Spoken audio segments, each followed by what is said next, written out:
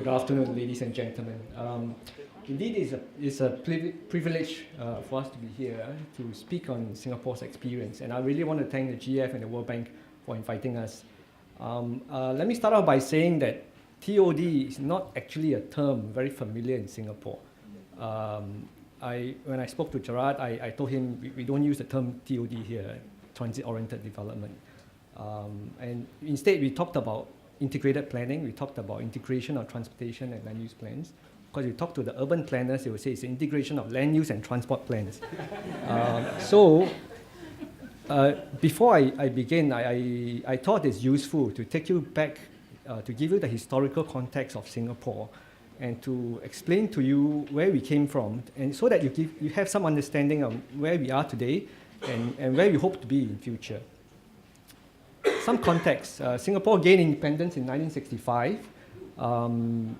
That was some 50 years ago. In those early days, we had a lot of issues and challenges. As a growing nation, we had roughly about just under 2 million people, fast growing, very limited land, probably about 500 over square kilometers in those days. We had a lot of problems. We had severe traffic congestion. Bus services were quite poor. Some of these pictures you see out here, drawn from archives, obviously, were not uncommon sights. We had fairly poor infrastructure. One thing that we did not have in those days was a good long-term plan. But we had the benefit in the early days, round about the late 60s, where just after post-independence, we got some assistance from the UN. We started the process of developing long-term plans, and we got some consultant on board. And let me just share with you some more pictures. Again, more congestion, as you see. Bus services then were really quite poor. We moved on then, obviously. In 80, we started building up. One of the wisest decisions I think ever made, and it went through a tremendous debate, was the building of the MRT system. The decision was made in the 80s. The first line was built and completed, operational in 1987. That made a tremendous difference to the city, the way we are today. There was a time when there was this big debate and people were asking, can we afford MRT system? In those days, it was $5 billion for the first MRT line. There were proponents of an all-bus system, that it could work. Think back now, it's unthinkable to think that an all-bus system would work. But what are opportunities that a good MRT system has afforded us? Okay, of course, Singapore today, some of these pictures to show you. Where we are, I mentioned we were around about 2 million. We are already 5.47 million. Last year. We grew. We are 719 square kilometers. The two issues that I highlighted earlier, the very early challenges faced by the pioneer planners are the same challenges that I am facing, planners today are facing, because we still need to optimize the use of land. Land is still tremendously precious to us and limited. And all the more so, now that we are so urbanized, where can we go in terms of better integrating and planning our land use and transport system? What are some of these long-term land use plans? The picture on the top right corner, 1971, was in fact the first concept plan developed. It was, one look at it, it looks fairly rudimentary, but those were important plans that mapped out and set out Singapore's urban planning, urban patterns in the early days. We evolved in 91, various more detailed plans were developed, and you can see in the 2011 concept plan, we evolved even further. And mind you, these are 40, 50-year plans, and it's deliberately pushed planners of each generation to think long-term and to ask ourselves, where do we want to be? It is not a plan that says this is where we're going to be. It's a plan to say that if we were to be planning for Singapore and there's only so little that you have, what would you do? It forces us to think differently. Okay, the 71 concept plan. In fact, I mentioned this and I mentioned this again. In fact, it is probably one of the most important early plans. You look at the picture, the map on the right, It shows how some of the orangey patterns maps out where the residential area should be. The purplish ones mapped out the industrial areas. And in fact, Changi Airport, where it is today, is on the extreme eastern end of the island, was planned. It was where it was planned to be, and is where it is today. So it was an important plan. And if you looked at very carefully, there's this dotted orange line that penetrates through the orange patterns. That's the MRT system. And that was the line I mentioned. We opened in 1987. And these were plans developed in the late 60s. So the pioneer generation, early planners were already thinking about this, knowing how little land we have and what it is necessary for us to look ahead and to optimize our land. In 91, slightly different concept evolved. The urban planning concept is still largely the same, but it was deemed important enough that not all the jobs should be focused and concentrated within the city. There needs to be a strategy to decentralize, and it makes perfect sense because we want to minimize the need for travel. Otherwise, you have to spend more and more and invest more and more on transportation infrastructure, and that's going to cost the nation a lot of money.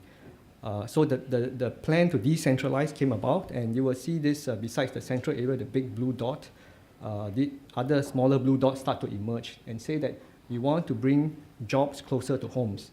And naturally, where are these new homes going to come about? It's going to be in those fringe areas. And we hope that, obviously, with better job-to-worker match, we can reduce the need to travel. And as a result of this thinking, you will find that it shapes how we plan our road system, as well as how we plan our MRT system to support these new planning strategies. So we felt it is quite necessary that we take a strategic and long-term view in planning. But planning itself, having a 40, 50-year plan itself is not good enough. You must have we feel it's necessary to have the structures and the processes to support the planning. The concept plan, the word concept is conceptual, broad strokes. But what is necessary is that we translate these broad strokes into master plans, which are more detailed plans, parcel by parcel, plot ratios. What would it be? So that gives us some guidance within the next 10 to 15 years. And within that, among the various government agencies, we will carry out planning feasibility studies. And for myself, being involved in transport, we'll look at the road development plans, rail development, even the bus route and bus infrastructure. Every ministry cannot afford to plan in a silo in Singapore. We can't do that.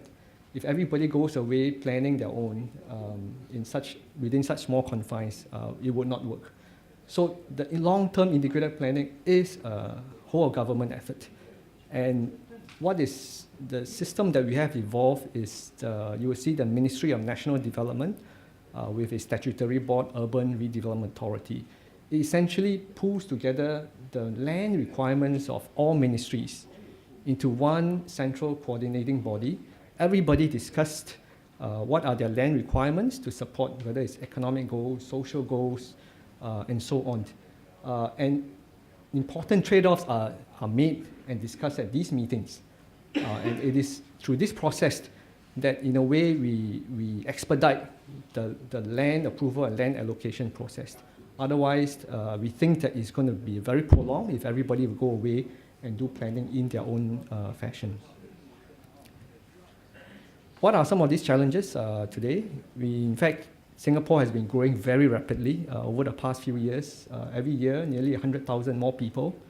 And over a decade, that's 1 million more. And if we translate that into travel needs, we expect to grow up to 19 million by 2030.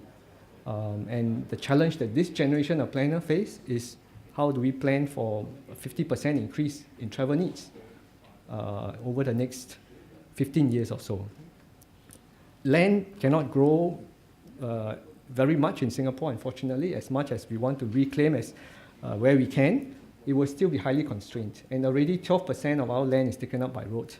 If we think about it, that's almost as much as amount of land we use for housing. That's 14%. The other challenge is also managing the aspirations to own cars. Although I hear many young graduates who come out these days don't necessarily aspire to own cars for various reasons. That's a good sign. But still, the draw and attractiveness of private vehicle ownership remains fairly high and strong among the young. I spoke about the need to cater for the growing population, and clearly, how do I plan for 50% more travel needs on a daily basis? There can only be one answer in our minds, that large majority of these people have to travel by public transport because it is simply the most efficient mode of moving people in masses. We think that's the answer.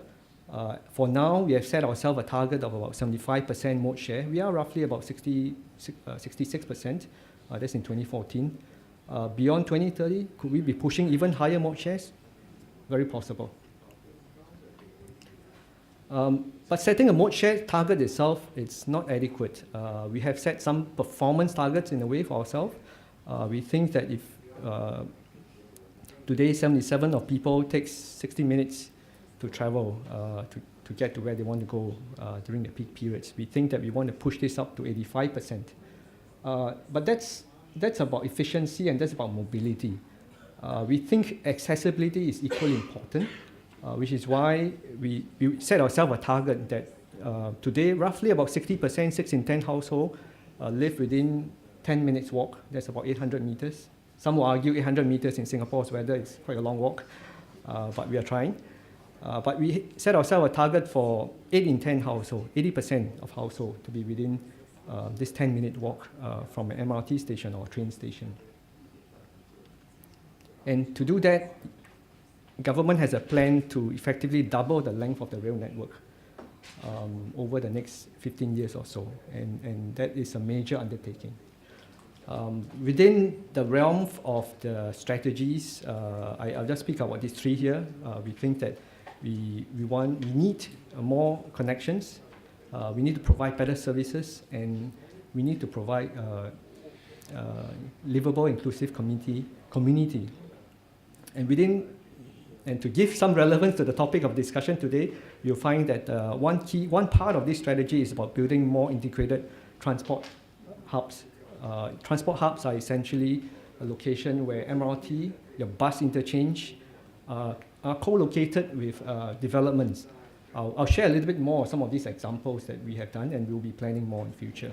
So to us, this is a key part, but it's not necessarily the main part of our overall strategy, which is why I started off talking about integrated transport and land use plan, as opposed to saying TOD only, because it is part of a wider strategy for us. Just to give you an example, this is a location in Clementi, and we think we can look at integrated transport and land use development from three lenses. One, in terms of land use, it gives us the opportunity to optimize and intensify land use and provide a diverse mix of users. And I think Gerard talked about it earlier, providing public spaces, vibrant public spaces for social interaction too. For transportation, clearly, it is almost a no-brainer that we are able to maximize access to public transport. And by public transport here, I meant the trains and the buses together in one location. And what we provide is convenient transfers for anybody who needs to make the switch between each of these modes. And transfers, you can think of it in different ways. It's lateral, vertical transfers and horizontal transfers. So by reducing those distances, and if you can do this in a slightly more comfortable air-conditioned environment, preferably if we can, it will really encourage the use of public transport. And obviously, we will increase the location efficiency by allowing more people to walk and cycle to these transit locations. From the economic lens, it clearly provides more job opportunities or employment opportunities within the immediate vicinity. Apologize for the very amateurish diagram, but essentially just to point out to you the different types of stations. We have typically either an underground elevated station. I spoke about how Singapore spent $5 billion in the early days, so a lot of the early MRT lines outside of the city, you will find they're elevated for cost reasons. They were not underground, but clearly within the city, they were planned to be underground. Just like where we are here, the nearest MRT station, Newton MRT station, was built as an underground station. How do we integrate these facilities together? If it's an underground station, we try to put the bus interchange right above it, directly above it, ground floor, preferably. It is then wrapped around with commercial, sometimes with residential above. You'll see some more examples as I show you some of the slides later. Some of the lines which are already elevated, how do we bridge that link? They are not underground. You need convenient access. So we try to bridge it through linkways, second stories, sometimes through the ground floor, depending on the location of the MRT station. And the whole aim here is really to reduce reduce walking distances and maximize connections. Typically, there are three types of integration on 3 different locations. One is in the CBD. The other is major employment centers outside of the CBD. And you'll find that this fits very well with the earlier strategy where I spoke about the need for decentralization. So we find employment centers outside of the CBD that we will integrate with. And the third type is essentially the suburban type, where it's largely near to residential areas. Within the CBD, this is just a picture of the Raffles Place where 2 MRT lines meet. It's a major interchange station. The plot ratios, if you look at the numbers on the map, the plot ratios around MRT stations allow us to build them much higher densities compared to the other areas, slightly further away. What it does allow us to do, if you see the green strip where the MRT station is, it's a public space. It's a walking space. It's a space for people to, it's devoid of cars. So it gives us opportunity to plan facilities like that. Next, this is the picture is in Tampines. It is about 15 kilometers from where we are. It's on the eastern side of Singapore. It is planned to be a sub-regional center, a place of employment near to residential estate. And just like around the MRT station, you find that we are able to plan and develop higher densities, 4.2 plot ratios, compared to some of the other areas around it. Another example, this is one in Sengkang, roughly 13-14 kilometers northeast from where we are. It's located along the northeast line. If you look carefully at this picture, it is one where you have an MRT station right underground, planned with a light rail system above, with a commercial mall on one side and a private housing development on the other. So we provide for easy transfers, not just for residents of those apartment blocks, but even connectivity around the immediate vicinity of the areas. In fact, if you look very carefully at the satellite map on the left, you will see some green patch. There's actually a tennis court. That's the tennis court of that condominium. So no amount of space is wasted, where we think we can optimize and make good use of the space. In this case, well, it makes sense. It's a tennis court above our LRT track. Another example, this is in Boon Lay. This is an example of an elevated station where it's integrated with a commercial mall. And if you look at the yellow portion on the picture on the left, that's actually the bus interchange. In fact, residents, you have to walk through the mall to get to the bus interchange. So it benefits businesses. A lot of people would stop by, do their daily groceries, do the daily shopping before they make the next transfer to get home. So these are some of the pictures of completed developments, quite a number already. The ones in orange you see in Bukit Panjang, Yishun are actually upcoming ones. It's currently under construction. So we are committed, in fact, where there is an MRT station, we could potentially integrate and be able to develop higher densities and to support the connect. We would want to do so. And the other point I just want to make is, as we move forward, our focus now increasingly is beyond just integrating developments, is to promote walking and cycling with close integration with land users around transport nodes. Let me just share with you this other plan that we have. The Jurong Lake District. Jurong is somewhere on the western part, probably about maybe 20 kilometers from where we are, on the western side of Singapore. It is at the confluence of 2 MRT lines, and the Jurong Lake District is planned as a second CBD. So you will expect significant amount of commercial developments within that area. There's a large catchment of population around the area. Up to 1 million people live around that area. So already, if you look at some of the picture on the right, some of the shopping malls, you find that it is already connected through second-story links. So within 400 to 500 meters walk, you could connect to any buildings across the road via second-story link. But we think we need to do more. Essentially, we need to connect it even more in terms of the cycling network. Our plan is really to provide a fairly comprehensive cycling and walking network around the area. And you'll find that increasingly our strategy is to move not just about focus on public transport, but focus on what we call the first mile, last mile connectivity. And Jurong would be one of those areas that we really want to push in a big way. And ultimately, our aspirations is really walk, cycle, ride, SG for Singapore, because we know that that's the only sustainable way for us. And we hope that becomes a way of life for Singaporeans. With that, I thank you.